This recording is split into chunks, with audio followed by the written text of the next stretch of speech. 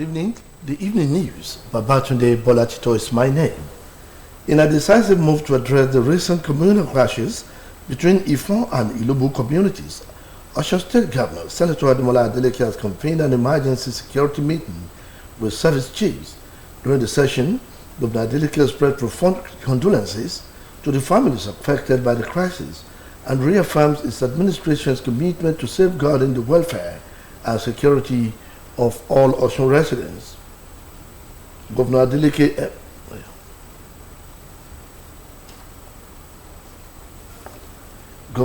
emphasized the urgency of restoring peace, stating that the government had imposed a curfew to prevent further violence and ensure the safety of citizens. He highlighted the administration's proactive measures, including deploying security personnel to the affected areas and taking control of the disputed lands to forestall further anarchy. He urged leaders and stakeholders, including the youth forum, both communities, to engage in dialogue and work towards amicable resolutions, emphasizing that unity and peaceful coexistence are paramount for the state's development. The governor assured the people of Osun State that his administration remains steadfast in its dedication to protecting lives and property.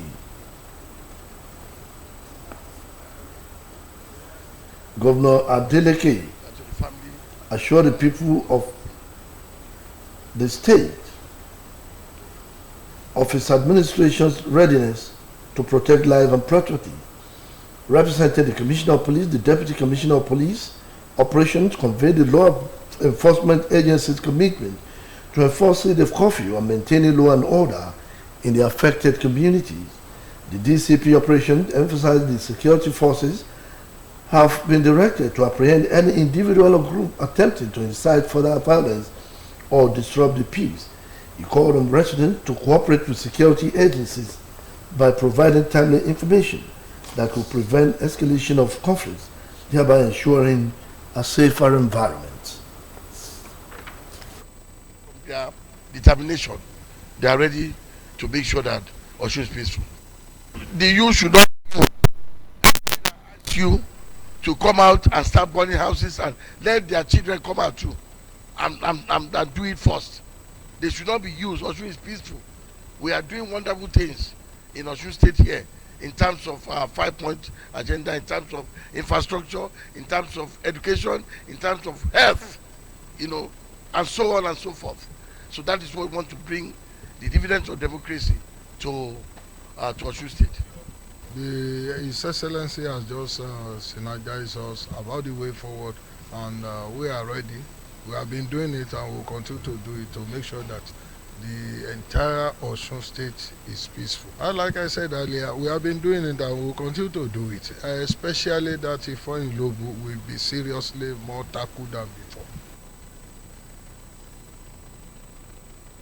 Meanwhile, Osun State government has said that social services in health, education and social documentation are being rendered seamlessly across the 30 local government areas and the area council of Osun State.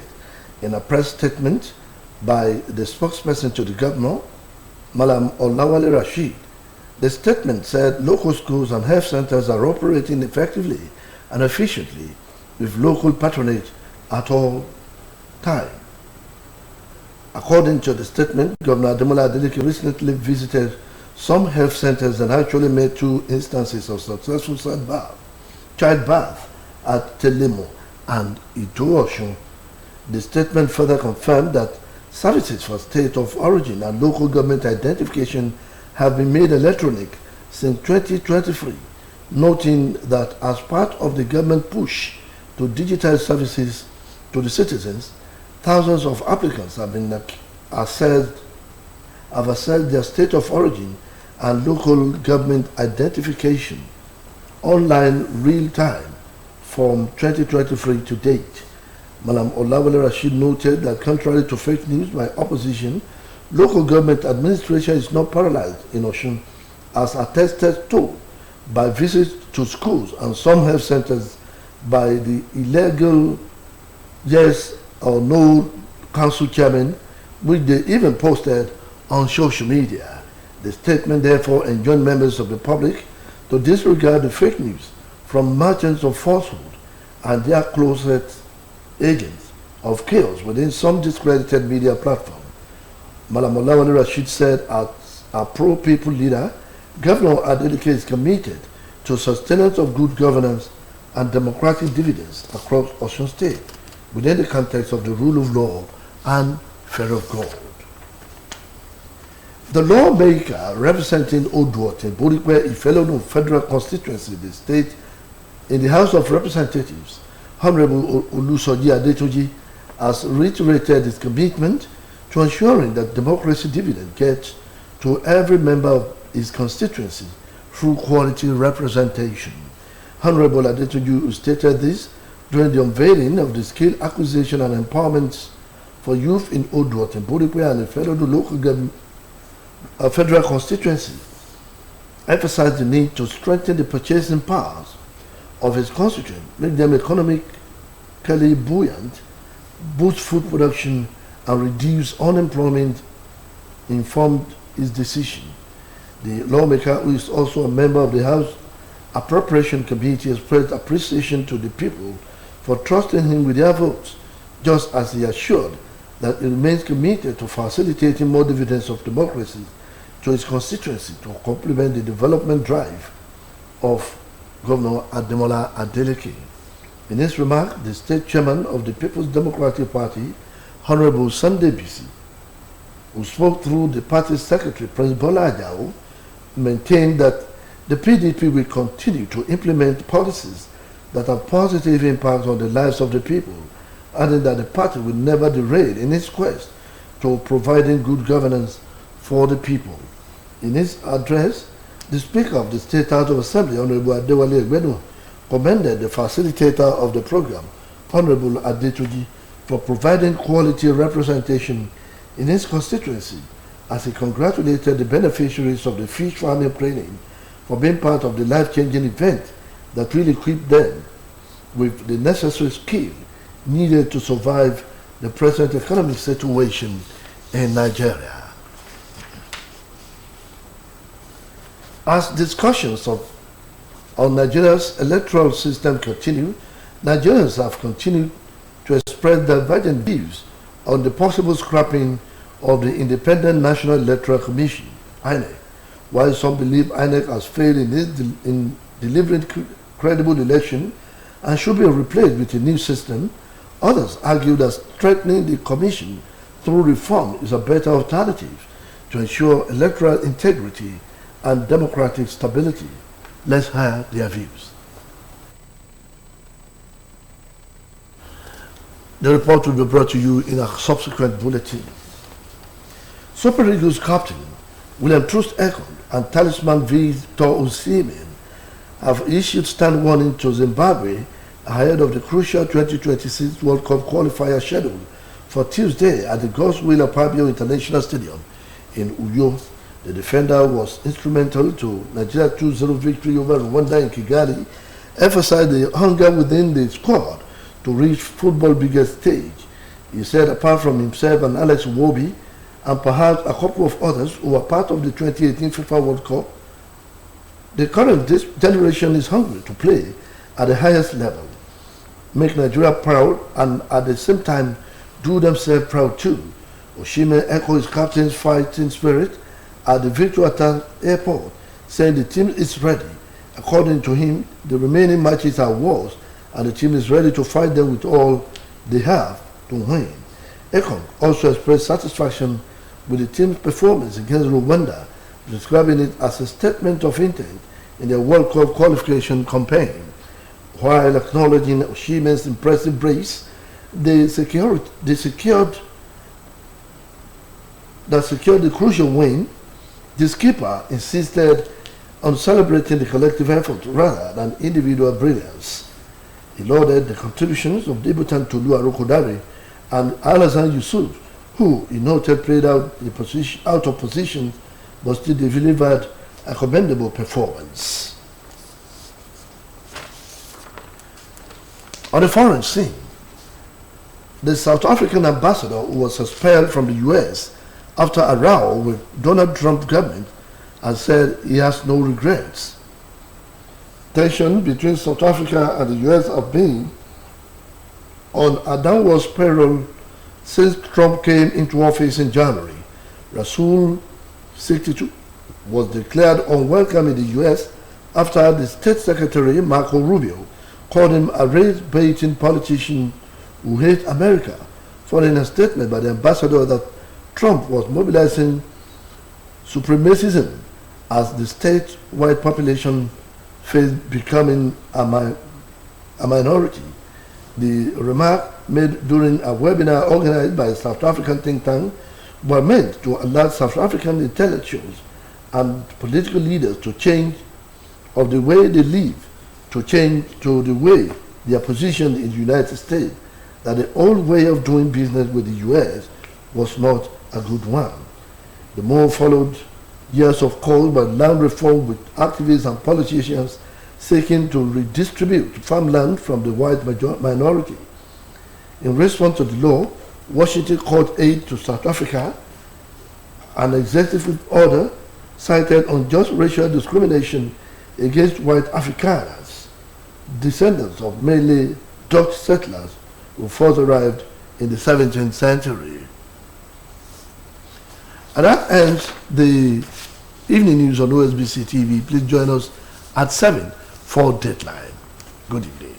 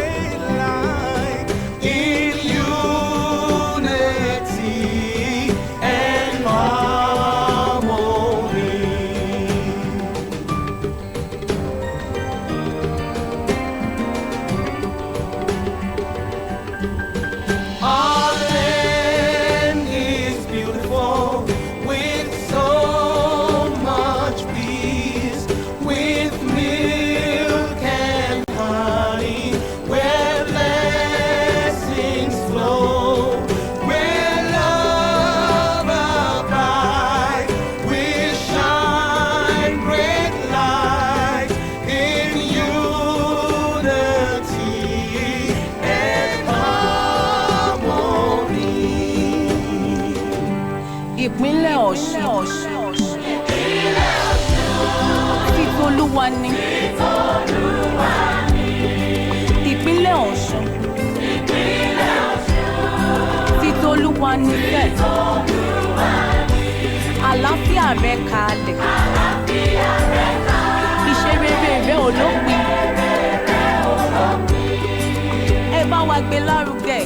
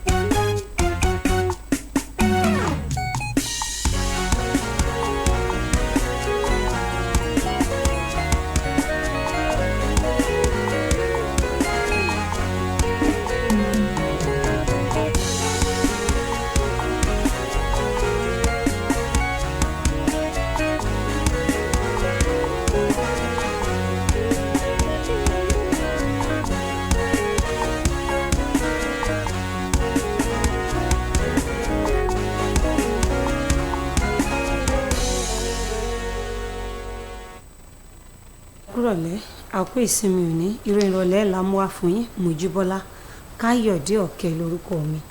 Gómìnà ìpínlẹ̀ Ọ̀ṣun sẹ́nítọ̀ Adémọ́lá Adeleke ti pe àwọn ọ̀gá àjọ aláàbò nípínlẹ̀ sípàdé gẹ́gẹ́ bí ara ọ̀nà láti wójútùú sí ìjà àjàkú akátá tó ń ṣẹlẹ̀ láàrin ìlú Ifọ̀n àti ìlú Ògbú. Níbi ìpàdé ọ̀hún ni gómìnà ti kẹ́dùn pẹ̀lú àwọn ẹbí tó pàdánù àwọn èèyàn wọn nígbà tó tẹnumọ́ ìpinnu ìjọba rẹ̀ láti rí i pé ààbò wà fẹ́mi àti dúkìá aráàlú. Gómìnà Adeleke tẹnumọ́ ìdí tó fi ṣe pàtàkì láti tètè ṣọ́nà bálàáfíà yóò ṣe padà jọba láàrin ìlú méjèèjì pẹ̀lú àlàyé pé ìjọba ti kéde òfin kónílé-ó-gbélé yípo ọjọ́ láti pinwọ́ làásìgbò ọ̀hún lọ́nà tẹ̀mí aráàlú yóò fi dè. Ó ṣàlàkalẹ̀ àwọn ìgbésẹ̀ tíjọba rẹ̀ ti gbé sẹ́yìn láti rí i pé àlàáfíà jọba nínú èyí tó ti mẹ́nuba fífi àwọn òṣìṣẹ́ aláàbò ṣọwọ́ ságbègbè tí nǹkan kò ti rọgbọ ọ̀hún. Ó rọ àwọn adarí àtàwọn míì tọ́rọ̀ kàn nírètí àti rí àwọn ọ̀dọ́ ìlú méjèèjì láti fi kùnlukùn nígbà tó ní ìṣọ̀kan àti ìgbépọ̀ àlàáfíà ṣe pàtàkì fún dàgbàsókè ìpínlẹ̀ yìí. Gómìnà Adeleke mú dá àwọn èèyàn ìpínlẹ̀ yìí lójú pé ìjọba òun kò ní tẹ́tí nídìí rírí dájú pé ààbò tó péye wà fẹ́mi àti dúkìá wọn. Ọ̀gá ọlọ́pàá nípínlẹ̀ yìí ẹni tí igbákejì rẹ̀ ṣojú fún mẹ́nubà pé iléeṣẹ́ ọlọ́pàá yóò rí dájú pé àwọn èèyàn ìlú méjèèjì ọ̀hún tẹ̀lé òfin kónílé-ó-gbélé náà. Ọ̀gá ọlọ́pàá náà ni àwọn agbófinró ti gbàṣẹ láti fi páńpẹ́ ọba gbé ẹnikẹ́ni tàbí oníkọ̀jikọ̀ tó bá tún gbìyànjú láti dá wàhálà sílẹ̀. Ó rọ àwọn èèyàn ìlú méjèèjì láti fọwọ́sowọ́pọ̀ pẹ̀lú àwọn agbófinró nípa fífi ìròyìn tó bá yẹ tó wọn létí láti lè pinwọ́ làásìgbò. Ìjọba ìpínlẹ̀ Ọ̀ṣun ti sọ ìdímọ̀ pé ètò gbogbo ń pa geere lẹ́ka ètò ìlera, ètò ẹ̀kọ́ àti tòun amúlùúdùn láwọn ìjọba ìbílẹ̀ yíká ìpínlẹ̀ yìí tó fi mọ́ ọ́fíìsì agbègbè. Àtẹ̀jáde kan tágbẹnusọ gómìnà Màlàmú Láwálé Rasheed fi síta tọ́ka sí pé ètò gbogbo ń lọ bó ṣe yẹ láwọn ilé ẹ̀kọ́ àtẹ̀ka ètò ìlera. Àtẹ̀jáde ọ̀ní láìpẹ́ ni gómìnà Adeleke ṣàbẹ̀wò sáwọn ibùdó ètò ìlera alábọ́dé kan nípínlẹ̀ yìí níbi tó ti kọsẹ̀ bá àwọn méjì tó ṣẹ̀ṣẹ̀ bímọ tán láyọ̀ àtàláfíà nílùú Tẹlẹmù àti ìdú Ọ̀ṣun. Àtẹ̀jáde ọ̀hún fi kún pé ìjọba ti sọ ọ̀rọ̀ gbígba ìwé ìdánimọ̀ ìjọba ìbílẹ̀ ẹni di tìlànà ọmọ ẹ̀rọ látọdún 2023 nígbà tó tọ́ka sí pé ọ̀gọ̀rọ̀ àwọn tó ń gba ìwé ìdánimọ̀ ìjọba ìbílẹ̀ wọn ló jẹ́ pé ìlànà ẹ̀mí ẹ̀rọ ni wọ́n ń lò láti ọdún 2023 di àkókò yìí. Màlàmú Láwálé Rasheed níyàtọ̀ sí ìròyìn ẹlẹ́jẹ̀ tẹ́gbẹ́ alátakò ń gbé kiri ìṣàkóso kò dẹnu kọlẹ̀ láwọn ìjọba ìbílẹ̀ bíi tí ìwò mọ pẹ̀lú báwọn ilé ẹ̀kọ́ kò ṣe dáwọ́ iṣẹ́ dúró táwọn ibùdó ètò ìlera alábọ́dé náà sì ń báṣẹ́ wọn lọ. Àtẹ̀jáde ọ̀hún wá rọ àwọn aráàlú láti má ṣe kọbi ara sí ìròyìn ẹlẹ́jẹ̀ tẹ́gbẹ́ òṣèlú alátakò ń pọ́nlẹ́gbìnrin kiri orí afẹ́fẹ́. Màlàmú Láwálé Rasheed ní gómìnà Adeleke mọ̀rọ̀ ìṣèjọba rere lọ́kùnkúndùn àti rírí pé ọwọ́ jèrè jẹ́ ìjọba tiwantiwa kárí ilé kárí oko. Aṣòfin tó ń ṣojú ẹkùn ìdìbò àpapọ̀ odò ọ̀tìn borípé àti ìfẹ́lódùn nílé ìgbìmọ̀ aṣojú ṣòfin ilẹ̀ yìí ọ̀rẹ́bù Olúsọjí Adétúnjì ti tẹnumọ́ ìpinnu rẹ̀ láti rí pé èrè jẹ́ ìjọba tiwantiwa dọ́dọ̀ àwọn èèyàn ẹkùn ìdìbò náà nípasẹ̀ ìṣesí aṣojú rere.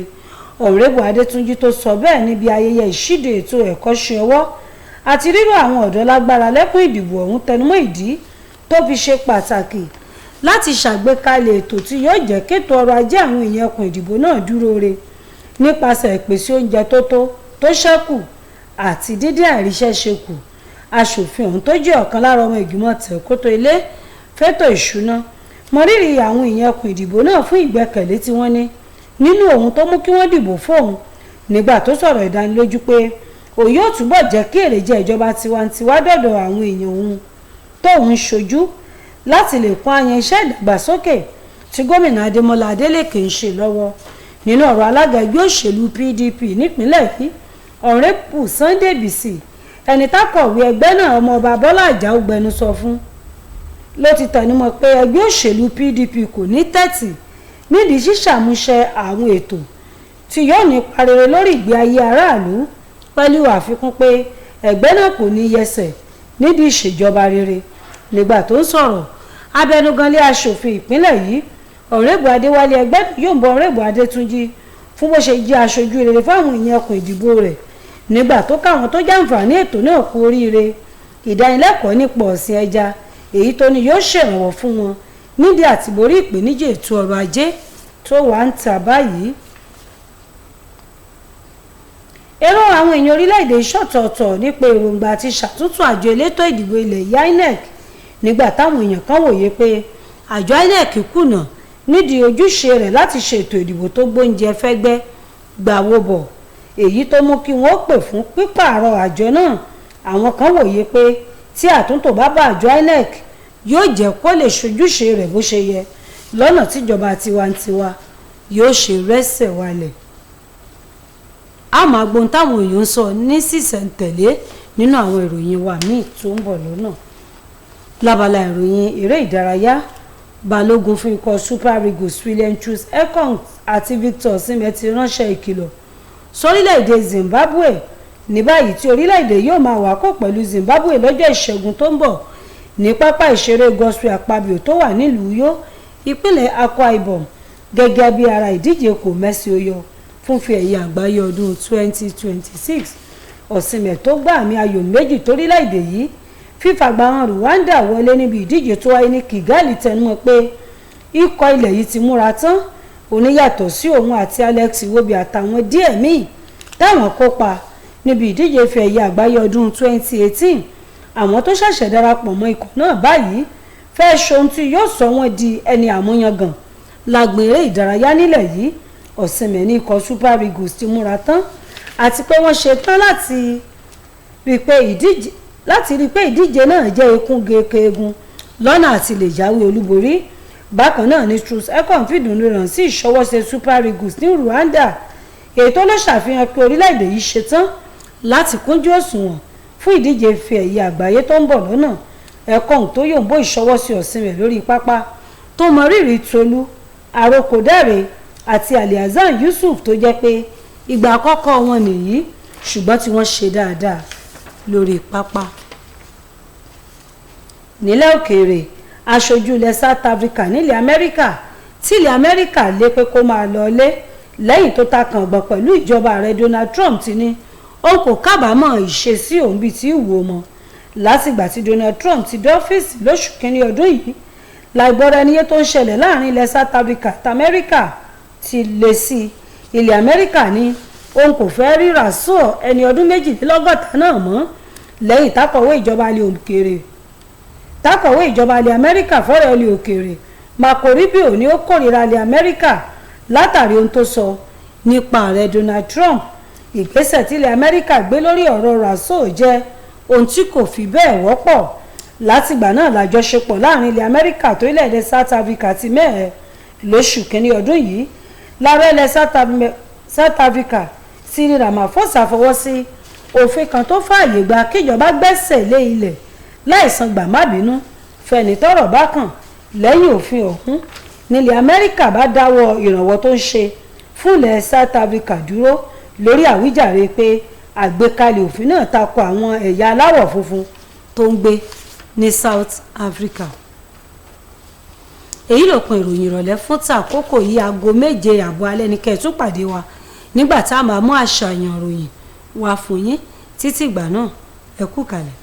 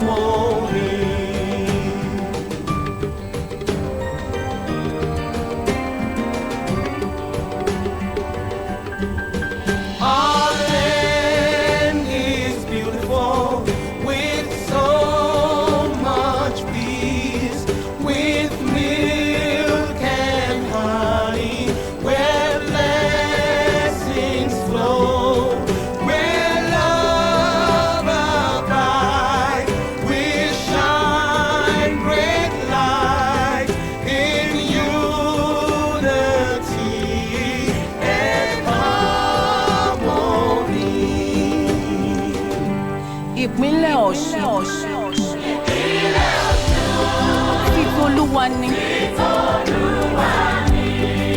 Ìpínlẹ̀ Ọ̀ṣun. Titolúwa ni sẹ́. Àlàáfíà rẹ̀ kalẹ̀. Iṣẹ́ rere rẹ̀ ò lópin. Ẹ bá wa gbé lárugẹ. A máa jú wa ṣe. Ire ayọ̀ ìbùkún ni títí wa. Lọ́jọ́ gbogbo. Ìpínlẹ̀ Ọ̀ṣun titolúwa ni. Tí Olúwòrò ní sẹ́ ìpínlẹ̀ yìí. Titolúwa ni. Àlàáfíà rẹ̀ kalẹ̀.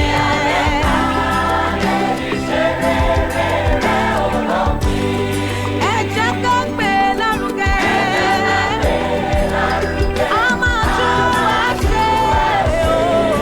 We declare peace in this land, oh yeah. Lọ́jọ́ gbogbo.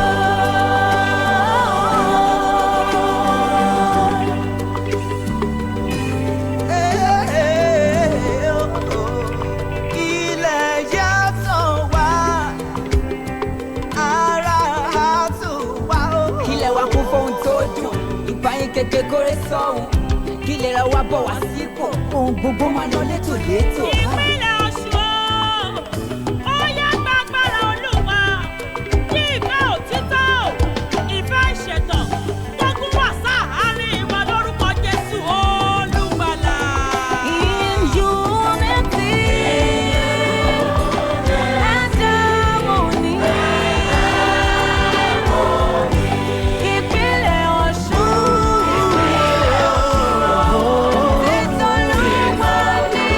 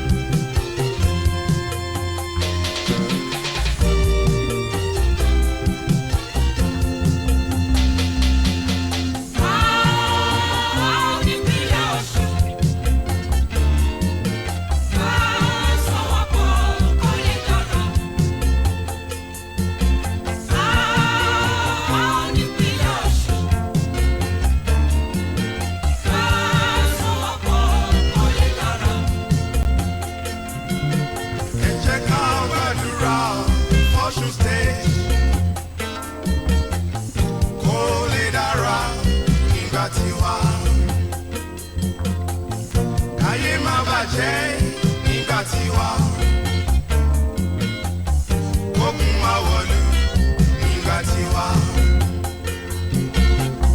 Kí ọ̀wọ́n dọ̀pọ̀ lásìkò tiwa. Kí tálákà jẹun kóyó dẹ́mdẹ́m.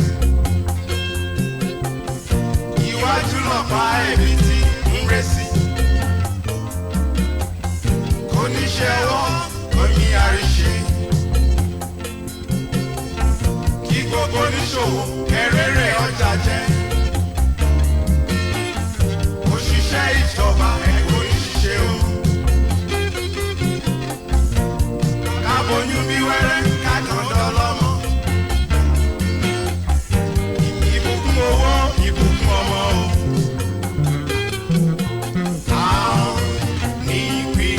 Ọ̀ṣun. Àwọn ní ìpínlẹ̀ àwa. Àwọn ní ìpínlẹ̀ Ọ̀ṣun. Káwọn sọ̀rọ̀ pọ̀ wọlé lọ́rọ̀. Àwọn ní ìpínlẹ̀ Ọ̀ṣun. Káwọn sọ̀rọ̀ pọ̀ wọlé lọ́rọ̀.